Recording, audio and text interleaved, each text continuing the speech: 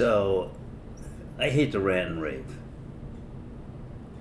Okay, so I don't hate to rant and rave. It gives me a reason to get up in the morning, although this is afternoon. But it seems like almost every time I watch these Sunday shows and there's a Republican on, they just drive me to screaming.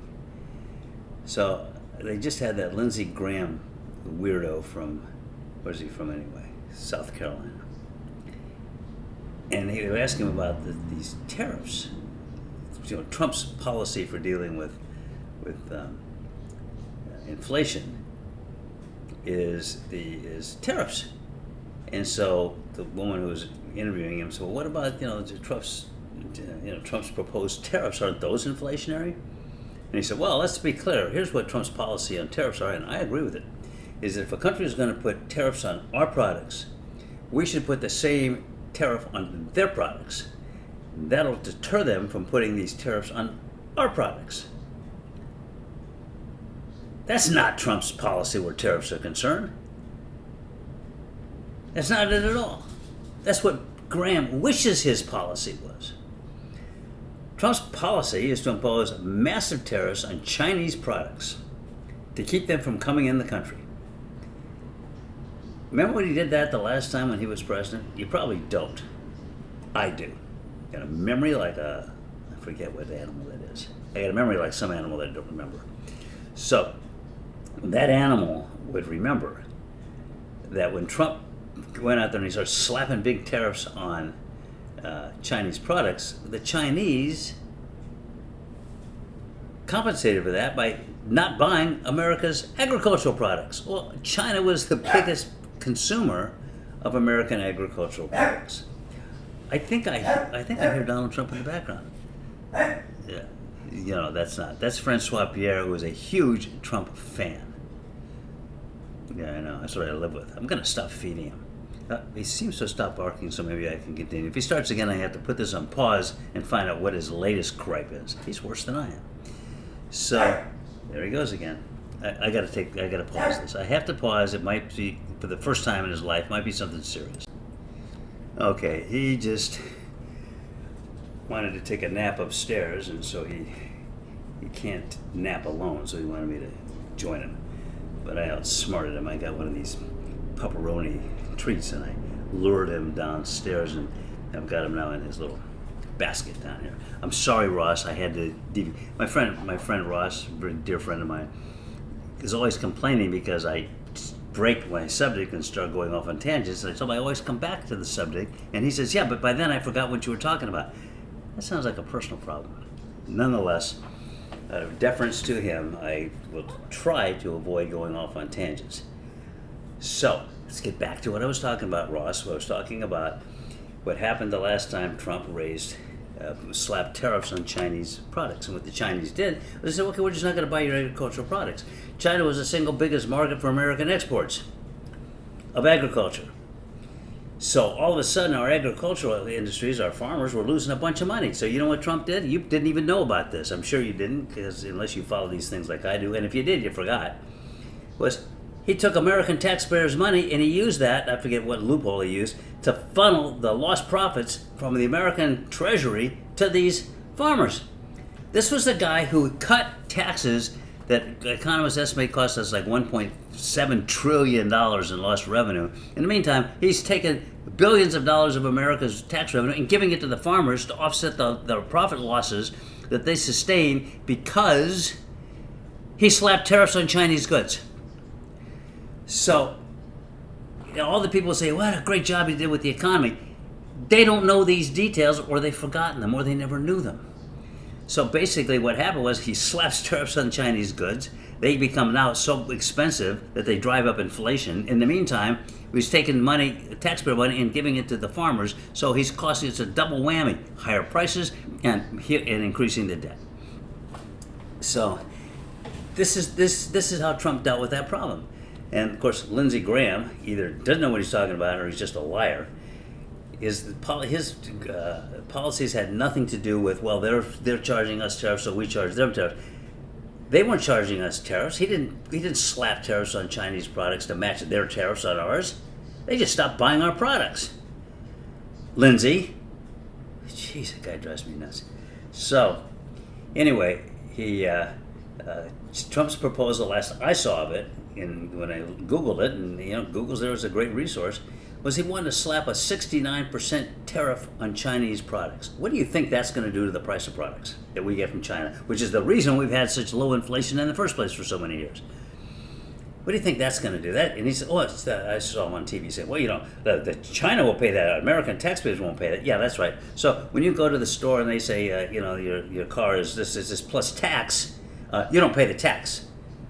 I bet you'd be surprised to find that out. You'd be thrilled to find out that you're not actually paying the tax. But guess what? You are. Anytime you buy something at the store that says da-da-da plus tax, you pay the tax. You think a tariff isn't a tax? You're going to pay that tax. And he knows that. Everybody knows it, but he just lies. Oh, no, American people aren't going to pay that tax. China will pay that tax. China will pay that tax. They'll charge that tax to the people who buy the products from China, and they'll in turn charge that tax to the consumers. Please, Lindsay. But these guys drive me crazy because they all do it. They all do it. So now they're criticizing Kamala's new proposal to deal with inflation. Now, I'm going to be honest with you. First time in my life. No, I try to be honest with you. I don't like her proposal. And it's not going to fly. It's not going to go anywhere. But as a piece of philosophy, it could be a starting point for some things. But when I had to laugh at it, it was Graham or Wayne. It was John Sununu's kid. I forget his name. The governor of New Hampshire, wherever the hell he's from. He was saying that her proposal would cost $1.7 trillion, which coincidentally is just almost exactly the amount of money that the Treasury lost because of Trump's tax cut. So if you repeal that tax cut, that would be enough money to pay for Kamala's projects. But hey, that's going to involve the government getting involved. And I know what it was. So I listened to John Sununu's little kid, I forget his name, the governor. And he was saying, she is the most liberal candidate for president that has ever run. And Walz is the most liberal vice presidential candidate that ever ran. And I'm like, okay, this is what happens when you let young people have offices and give them access to it. I think this guy's like in his 50s or something. He's a sniveling child. His nose is still running. Yeah, mine is too, but that's for a different reason. So, you live long enough, maybe you learn a few things. My first president was Franklin Roosevelt. And guess what the Republicans said about Franklin Roosevelt? He's the most liberal person who ever ran for president in the history of this country. He's a socialist, he's a communist, he's going to destroy our economy. And they said that every time he ran, and they kept on saying it after during the Truman presidency, and they said it about Truman. Then they said it about Kennedy. Every single time. But in terms of the most liberal vice president, Truman's vice president before Truman was Wallace, and Wallace was an avowed socialist. He was by far the most liberal, if you want to use that word, candidate for vice president in the history of the country. So, does this guy, when he's throwing this crap out, does he know anything about history? Probably not. Probably not. He's in his 50s. You get these kids today that are in their early 70s or their 60s or their 50s, some even in their 40s. They don't know anything about anything because they're just children. That's part of the problem with Donald Trump. He's too young to be president. So, Biden, of course, is too old, which tells you a little bit about how old I am. That's right. I'm 25. You got it. You nailed it. Right on it. Yes, I am 25, and I admit it. And I'm proud of it. I'm proud of the fact that I'm 25. I don't know why I should be proud of that. I had nothing to do with it. But I am. I'm sorry, Ross. There I went off message again. I'm sorry. So, I'm not really sorry. So here we have Sununu saying, he's the most liberal. Here's the fundamental running theme between the two parties which divides them, and the reason I'm a Democrat. Democrats look at the government as something to be used to make life better for the American people, particularly the people who are less well off. This is why with Roosevelt you had Social Security, with Kennedy you had Medicare. Okay, but then you had a whole bunch of programs that have been out there to help make life easier for other people. Obama with Obamacare. and with Biden with the prescription drugs, so they can now negotiate. They've got those down. They've got a cap put on those drugs.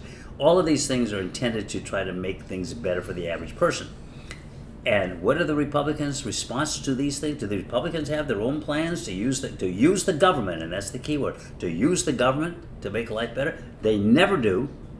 And all they do is scream and yell bloody murder and do everything they can to stop Social Security, to stop Medicare, to stop Obamacare, to stop subsidized housing, to stop the food stamps programs, to stop every single program that's out there to help people who are less fortunate than the extremely wealthy. In the meantime, every single Republican is out there pushing huge tax cuts for the wealthy. And you just look at a quick snapshot of history. Who cut taxes for the wealthy by large amounts? Well, the first one was Warren G. Harding. Then Calvin Coolidge. Then Herbert Hoover. All three slashed taxes for the wealthy, and the result was we had the Great Depression. Then the next big tax cutter was Ronald Reagan. And that tax cut resulted in the national debt tripling, and resulted in that cut combined with their failure to properly regulate the banks, which resulted in a recession that George Herbert Walker Bush inherited. George Herbert Walker Bush actually raised some taxes, and that may have cost him the election because it cost him Republican support. But he did the right thing. The next person to come along to slash taxes was his son. Slashed taxes, took all that money that Bill Clinton had put together in savings and was actually using it to pay down the debt, and then we were on a glide path to eliminate the national debt altogether in 10 years. George Bush Jr. came in, he took that surplus, and a bunch of it he gave to his brother down here in Florida to help stimulate the economy in Florida. He basically gave that whole surplus away, lowered taxes, and drove the national debt through the roof again. And this is the party that claims that it cares about fiscal responsibility. He didn't care about fiscal responsibility. He cared about giving a huge benefit to his wealthiest friends and contributors. And I like him. But that's been the policy of the Republican Party, and he was a Republican, and he adopted their policies and philosophies. The next person to come along and do that was Donald Trump, and we saw the disaster from that, as I just discussed. So the Democrats, on the other hand, are in favor of taxing some of the wealthiest people and corporations, and using that tax revenue, or borrowed revenue, but reducing the amount that we're having to borrow, to take care of people with these people programs. And every time they do, the Republicans are out there shouting and screaming. I never forget the way they talked about Roosevelt. He was a communist. He was a Stalinist. He was a Leninist. He was a Marxist. And all this because of Social Security. As my uncle, died in war Republican, but a good man, told me one time in a moment of candor, he said, Ed, he said, the trouble with the Republicans is they've never forgiven Roosevelt for Social Security. And he's right. They never have. They've never forgiven Kennedy for Medicare. Not the people I know who are, just regular old Republicans who are glad they have Social Security and they're glad they have Medicare. Many of them are glad they have Obamacare. So, but I'm talking about the Republican professional class. The people who run the campaigns, the people who hold the offices, the people who are constantly running around putting together this cabal of the wealthiest people and the most powerful people and the Republican Party. Because really, if you look at the record. Who was it used to say, look at the record? I think that was Harry Truman. Look at the record and you will see that the Republican Party has never really had any major programs except for the Eisenhower with the federal highway program. Other than that, every major program that's come down since Roosevelt was president has come from the Democrats. And the Republicans have done nothing but fight those. I wish Michigan could fight that hard all the time. But I'm sorry, Ross. I'm sorry. Here I am. I'm going to start talking about football. I won't do it. I promise I won't. How do you think they're going to do this year? I'm sorry. I couldn't help myself. So, I think they're going all the way. Again. Go blue. So, now I forgot what I was talking about. Oh, yeah. They're Republicans. They never have any programs. So you talk about, well, where does Harris stand on inflation? Well, now she's put forth a program, and this gets me back to where I started. I look at that, and there are a lot of things about it I just don't like. But what she's doing, though, is saying, look I see you. Whatever that expression is, I see you. I look like I'm from another planet. I see you. I see you. I could do this all day. Try it. You'll like it. So, I see you. I see your pain. Remember Bill Clinton? I see your pain. That's a political statement. It's, I see your problem. I see the suffering. I'm seeing the difficulties you're having being able to afford a home. I'm seeing the difficulties you're facing with grocery prices.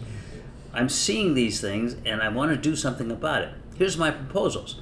Well, those proposals are not locked in stone, but the political agenda is, and the philosophical agenda is, I see your problems. I'm aware of them. I'm willing to use that vile entity we call the government. I can't believe Republicans are always waving flags. I just came back from watching the boat parade for Donald Trump. Sorry, Ross, but I did. And all these flags and waving flags. In the meantime, they've got a candidate for president who's constantly talking about what a terrible shithole country this is. Pardon my language. Yeah, it's like, but they're waving the flag. They love the country. They just don't love the country doing anything to help anybody who isn't wealthy. So there they are, these people out there waving the flag, and yet here the Republicans are. They constantly denigrate the federal government as an entity for doing anything to help. And anytime it does, they say, it's socialism. Now, for those of you who are illiterate, which is most people, look up the definition of socialism. Socialism doesn't mean the government goes in and helps and does things with antitrust laws or to regulate prices or to provide subsidies or to help people with their retirements or their medical. That's not socialism. Look it up. Go to my friend Mr. G. That's the way I refer to Google. Mr. G. Socialism is the structured government whereby the government itself owns the means of mass production. Doesn't mean the government owns the little 5 and 10 stores or all of your local small businesses, but it would own the automobile industry. It would own the steel industry. It would own the aluminum industry. It would own all these industries, which don't want to go for the sidetrack, but those industries to a large extent exist in their present form because of the government spending in World War II and thereafter. And I know a lot about government contracts. I don't want to go off on that. Sorry, Ross, but I have worked with government contracts. My dad was a government contract specialist. I was a patent lawyer for the Air Force, dealt with government contracts all the time. And I know how much money gets spent on these government contracts. So to a large extent, the federal government is already subsidizing these industries, which under socialism would be owned by the government. But that's not what anybody is proposing, Republican or Democrat. So stop saying that every time the Democrats have a proposal to help the people that it's socialism. It is not. It's using the federal government to try to make things work a little better for the average person. And she's now sending that message out there. To whom is she sending it? She's sending it to all these people who are saying, well, Donald Trump is the answer. Donald Trump cares about the economy. Donald Trump cares about inflation. And how do we know? Because he says he cares about inflation. But he doesn't have any proposal to deal with it other than these massive tariffs. So you're not hearing. Oh, the other one is drill, baby, drill. That's a brilliant solution to inflationary prices. So she's putting her finger right on it. She's saying, this is the problem. I see the problem. Here are my proposals. There can be other proposals, but we're looking at the actual, what happens, what the problems are. People can't afford housing. They can't put together money for a down payment. They can't keep up with the grocery prices or the oil prices, the gas prices, which I think I don't agree with a lot of what understand. I'm not saying it's because she says it's right. I disagree with a lot of what she's proposing, particularly when it comes to the government forcing people to lower prices in this and calling what's going on price gouging. Price gouging is usually when there's a natural disaster like a hurricane that we have around here, and suddenly nobody can afford to buy flashlights, and so they raise the price of flashlights to $1,000 a flashlight. That's price gouging. That's not what's going on here, and she should know better. So I don't agree with all the things she says or all the proposals, but the main thing is, philosophically, what she's saying is she wants the government to look at this problem and find solutions to deal with the problem. And Trump has no solutions because he's locked into a party which doesn't believe that the government should be involved in solving these problems. So, you know what? I think I've gone on long enough today. Excuse me a moment. Listen, you're just a stupid dog, and I'm not going on too long. I'm sorry, excuse me. We have some internal disagreements in the household here. So, yeah, it's that French fog. All right. enough of that. Listen, this is Sunday. Hopefully you're not watching this today because I don't want to ruin your day off. So I know most of you have days off all the time. Yeah, me too. No, it's not true. I'm working my you know what off, which is why I have a hard time sitting in this chair. Bye.